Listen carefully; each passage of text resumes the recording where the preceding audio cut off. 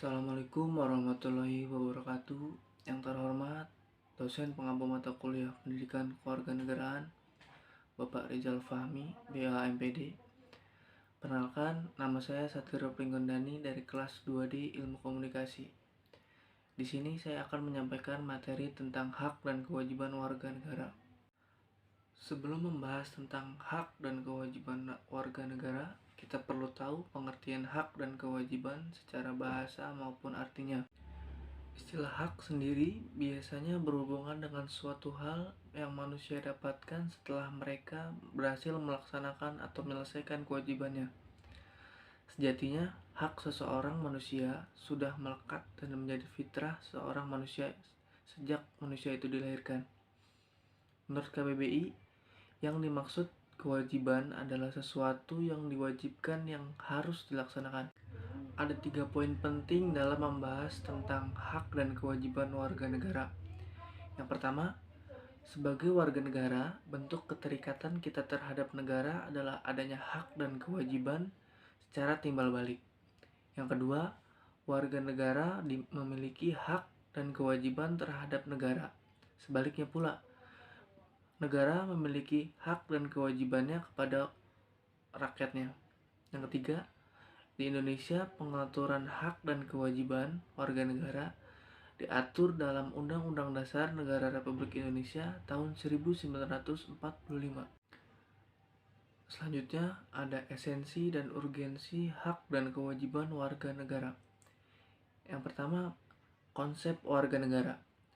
Konsep warga negara diatur dalam Undang-Undang Dasar Nomor 12 Tahun 2006 yang membahas bahwa orang Indonesia asli dapat dikatakan sebagai warga negara dan warga asing dikatakan warga negara selama mendapatkan pengesahan secara undang-undang.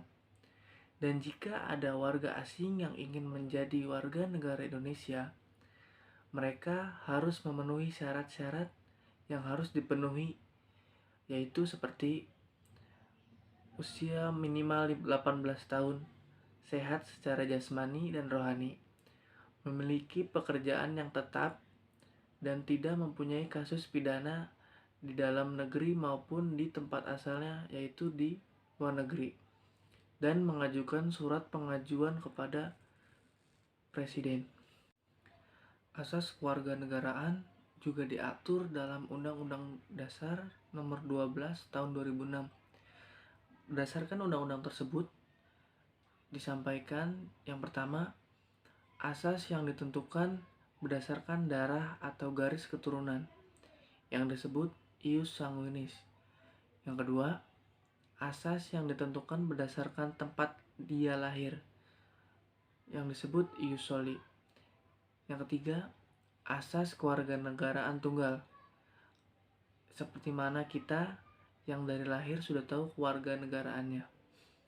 Yang keempat, asas kewarganegaraan ganda. Asas kewarganegaraan ganda ini bersifat sementara, berlaku bagi anak yang belum usia 18 tahun. Dan setelah anak itu beranjak 18 tahun, anak tersebut harus bisa memilih kewarganegaraannya sendiri. Undang-Undang Nomor 12 Tahun 2006 menyampaikan asas yang tidak diperbolehkan di Indonesia, yaitu dui kenegaraan atau berkewarganegaraan ganda yang bisa disebut bipatride, dan asas tanpa kewarganegaraan yang bisa disebut apatride. Asas tersebut tidak diperbolehkan di Indonesia. Jadi di Indonesia tidak ada warga masyarakatnya yang memiliki dua kewarganegaraan sekaligus, dan juga tidak ada yang tidak memiliki kewarganegaraan sama sekali. Pada kesimpulannya, hak secara umum ialah segala sesuatu yang harus diterima dan didapatkan. Lalu, kewajiban juga tidak bisa berdiri sendiri, tetap saling menyeimbangkan hak yang diperoleh ketika seseorang telah menyelesaikan kewajibannya. Hak dan kewajiban dalam konsep warga negara merupakan bentuk nyata hubungan warga negara dan negaranya.